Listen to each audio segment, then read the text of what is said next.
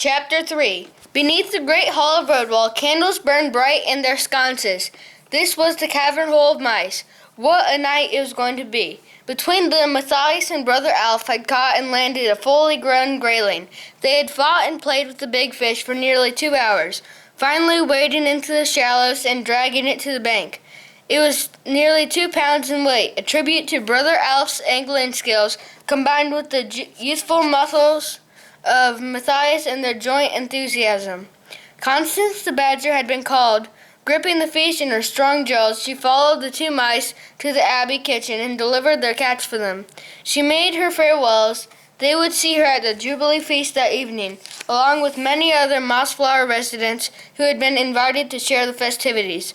Brother Alf and Matthias stood proudly beside their catch, amid the culinary hustle and bustle, until they were noticed by Friar Hugo. Busy as he was, the enormously fat Hugo, who would have no other title but that of friar, stopped what he was doing, wiping the perspiration from his brow with a dandelion that he held with his tail. He waddled about inspecting the fish. Nice shiny scales, bright eyes, beautifully fresh. Friar Hugo smiled so joyfully that his face disappeared amid deep dimples. He shook Alf by the paw and clapped Matthias heartily on the back as he called out between chuckles, "Bring me the white gooseberry wine. Fetch me some rosemary, thyme, beech nuts, and honey, quickly. And now, friends, now," he squeaked, waving the dandelion wildly in his tail, "I, Hugo, will create grayling a la Redwall, such as will melt in the mouth of mice. Fresh cream, I need lots of fresh cream. Bring some mint leaves, too." They left Friar Hugo ranting on, delirious in his joy. As they both went off to bathe, clean up, combing whiskers, curling tails, shining noses, and the 101 other things, grooming tasks, that Redwall mice always performed in the preparation of an epic feast. The rafters of Cavern Hole rang to the excited buzz and laughter of the assembled creatures, hedgehogs, moles, squirrels, woodland creatures, and mice of all kinds. Field mice, hedge mice, door mice, even a family of poor little church mice. Kindly helpers scurried about making everybody welcome. "Hello there, Mrs. Church Mouse. Sit the children down. I'll get them some raspberry cordial." "Why, Mr. Bankful, so nice to see you. How's the back? Better now? Good. Here, try a drop of this peach and elderberry brandy." Matthias's young head was in a whirl. He could not remember being so happy in all his life. Winifred the otter nudged him. "I say, Matthias, where's this giant grayling that you and old Alf hooked? By the claw, I wish I could land a beauty like that. Nearly a 2-pounder, wasn't it?" Matthias swelled with pride. Such a praise, and from the champion fisher herself. An otter! Tim and Tess, the twin church mouse babes, felt Matthias's strong arm muscles and giggled aloud in admiration. He helped to serve them 2 portions of apple and mint ice cream. Such nice little twins. Was it only 3 months ago that he'd helped Sister Stephanie to get them over tail rickets? How they had grown. Abbot Mortimer sat in his carved willow chair, beaming thanks as one by one the new arrivals laid their simple homemade gifts at his feet. An acorn cup from a squirrel, fishbone combs from an otter, mossy bark sandals by the moles, and many more fine presents too numerous to mention. The abbot shook his head in amazement. Even more guests were arriving. He beckoned Friar Hugo to his side and a whispering conference was held. Matthias could only hear snatches of the conversation. "Don't worry, Father Abbot, there's enough for them all." "How about the cellar stocks, Hugo? Enough to flood the Abbey pond, Father. And nuts? We must not run short of nuts. You name it, we've got them. Even candied chestnuts and acorn crunch. We could feed the district for a year. Dairy produce? Oh yeah, that. I got a cheddar cheese that 4 badgers couldn't roll, plus 10 other varieties." Good. Thank you, Hugo. "Oh, we must thank Brother Alf and young Matthias for the magnificent fish. What fine anglers they are. There's enough to keep the entire abbey going for a week. Excellent mice, well done." Matthias blushed to his tail's end. The otters! A loud, jolly cry went up as 3 otters in clown costumes came bounding in. Such acrobatics! They tumbled, balanced, and gyrated, caravolting comically across the laden tabletops without upsetting as much as a single sultana. They ended up hanging from the rafters by a strand of ivy, to wild applause. Ambrose Spike the Hedgehog did his party piece. He amazed everyone with his feats of legerdemain.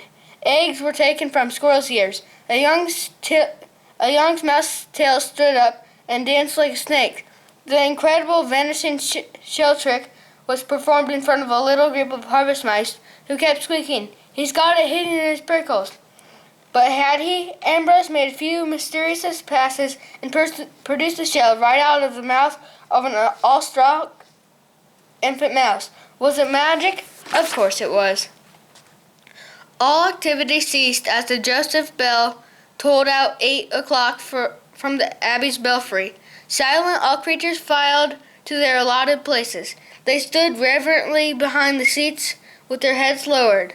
Abbot Mortimer rose and solemnly spread his paws wide, encompassing the feast board. He said the grace. Fern, whisker, tooth, and claw, all who entered by the store, nuts and herbs, leaves and fruit, berries, tubers, plants, and roots, silver fruit whose life we take, silver's fish whose life we take, only for a meal to make. This was followed by a loud and great Amen. There was a mass clattering of chairs and scraping of forms as everyone was seated. Matthias found himself next to Tim and Tess on one paw and Cornflower Field Mouse on the other. Cornflower was a quiet young mouse, but undoubtedly very pretty. She had the longest eyelashes Matthias had ever seen, the brightest eyes, the softest fur, and the whitest teeth. Matthias fumbled with a piece of celery and self-consciously turned to see if the twins were coping adequately. You never could tell with those baby church mice. Brother Alf remarked that Friar Hugo had excelled himself, as course after course was brought to the table. Tender freshwater shrimp garnished with cream and rose leaves, devilled barley pearls and acorn puree, apple and carrot chews, marinated cabbage stalks steeped in creamed white turnip with nutmeg. A chorus of oohs and ahs greeted the arrival of 6 mice pushing a big trolley. It was the grayling. Wreaths of aromatic steam drifted around the cabin hole. The fish had been baked to perfection. Friar Hugo entered, with a slight swagger added to his ungainly waddle. He swept off his chef's cap with his tail, and announced in a somewhat pompous squeak, "My Lord Abbot, honored guests from Redwall area, and members of the Abbey. I wish to present my piece de resistance." "Oh, get on with it, Hugo." After some icy staring about to detect the culprit, and several smothering sniggers from around the room, the little fat friar puffed himself up once more and declaimed firmly, "Grayling a la Redwall." Polite but eager applause dripped round as Hugo sliced the fish and placed the first steaming portion onto a platter. With suitable dignity he presented it to the abbot, who thanked him graciously. All eyes were on Father Abbot. He took a dainty fork loaded precariously with the steaming fish. Carefully he transferred it from plate to mouth. Chewing delicately, he turned his eyes upwards, then closed them. Whiskers a-twitch, jaws working steadily, munching away. His tail curled up, holding a napkin, which neatly wiped his mouth. The abbot's eyes reopened. He beamed like the sun on a midsummer morn. "Quite wonderful, perfectly exquisite, Friar Hugo. You are truly my champion chef. Please serve our guest your masterwork." Any further speech was drowned out by hearty cheers.